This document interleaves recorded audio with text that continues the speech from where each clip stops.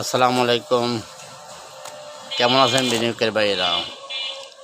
আমরা কি দেখতে পাচ্ছি? অযোগ্য অপদার্থ স্বৈরাচার এই সরকার কি আর শেয়ার বাজার কি ভালো করবে না? এখনও দেখা যাচ্ছে কন্ডিশন নেগেটিভের দিকে করতেছে, নেগেটিভের পথে আছে। এই অযোগ্য অপদার্থ, সমস্ত অযোগ্য অপদার্থ লোক দিয়া শেয়ার বাজার চালাচ্ছে। একটা অর্থ উপদেষ্টা, ধ্বংস উপদেষ্টা, এগুলা শেয়ার বাজার চালায়। যে অভিজ্ঞতা আছে, কখনো কিছু করছে? বাংলাদেশের বিনিয়োগকারী ভাইদেরকে ফকির বানিয়ে দিচ্ছে, ধ্বংস করে দিচ্ছে, ব্যাংকগুলির অবস্থা খারাপ করে দিচ্ছে। চোর বাটপাত দিয়ে বাংলাদেশ চালানো হচ্ছে, চোর বাটপাত দিয়ে বাংলাদেশে অর্থনীতি চালানো হচ্ছে। এটা কোন ধরনের হিসাব কিতাব? চিন্তা ভাবনা করেন।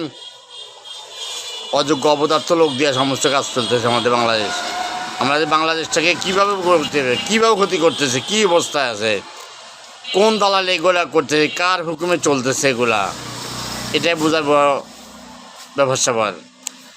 কার জন্য এগুলো হচ্ছে, কোন ওসিলা এগুলা করতেছে। বাংলাদেশের অর্থ মেরুদণ্ড ধ্বংস।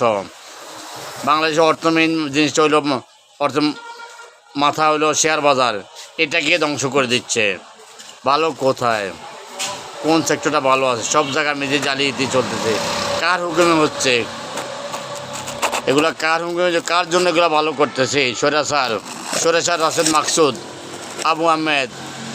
ওই আবু আহমেদের বারবার টাকা দিচ্ছে, আর আমাদের কার টাকা দিচ্ছে এগুলা?